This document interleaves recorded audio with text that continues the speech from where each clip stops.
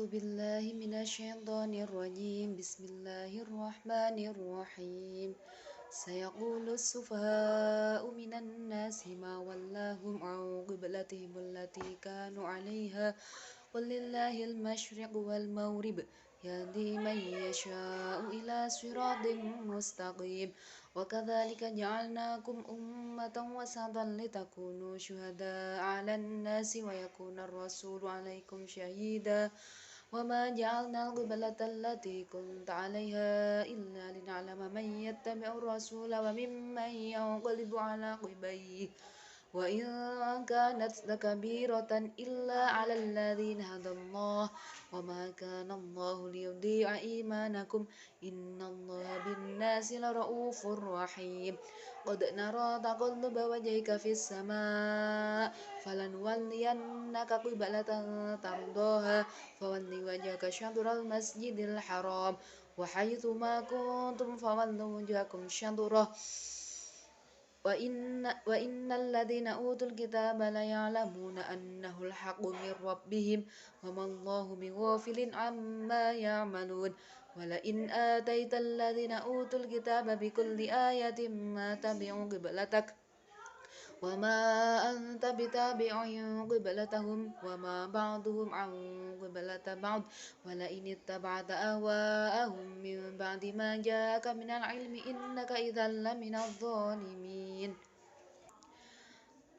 Baik, saya di sini akan menerangkan tentang pada ayat 142, yaitu mengenai orang-orang yang lemah akal yang dipanggelingkan oleh kehendak hawa nafsu. Ayat ini menerangkan tentang diturunkan di Madinah yang berkenaan dengan perpindahan kiblat kaum muslimin yang awal mulanya itu menghadap ke Baitul Maqdis, kemudian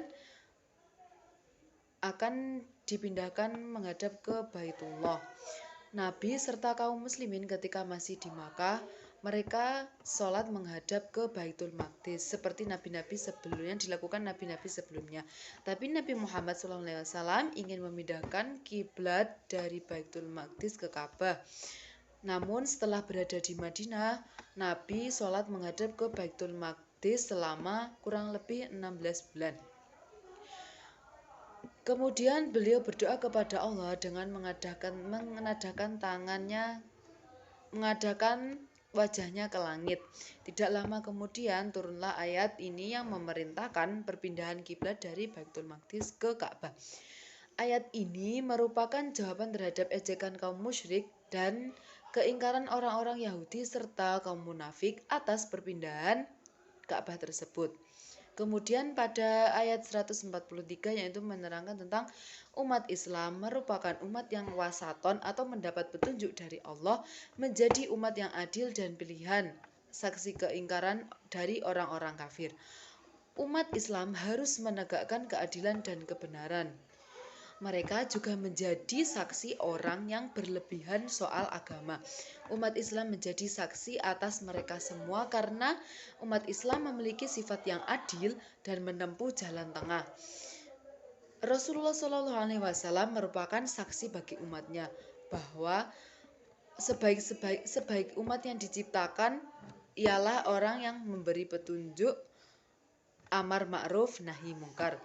Perpindahan kiblat merupakan ujian bagi manusia atau untuk menguji manusia. Siapa yang benar-benar beriman dan mengikuti Rasul,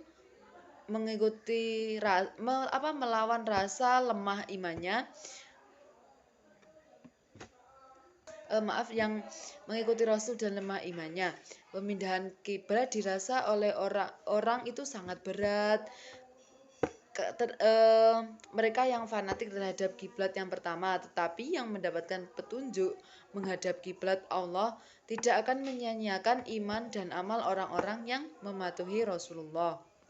Kemudian pada ayat 144 menerangkan bahwa Nabi Muhammad SAW ingin sekali agar kiblat ditetapkan ke arah Ka'bah. Oleh karena itu, Nabi sering berdoa menghadapkan wajahnya ke langit.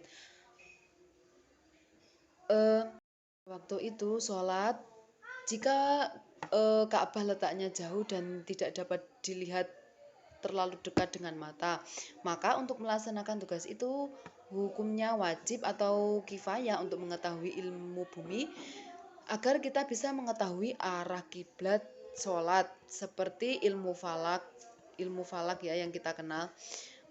Terus pada ayat 145 menjelaskan tentang orang Yahudi dan Nasrani yang akan tetap dalam kesesatan meskipun diberi alasan dan keterangan bukti yang jelas, maka tidak mau mengetahui kiblat umat Islam. Mereka juga akan mempertahankan kiblatnya masing-masing.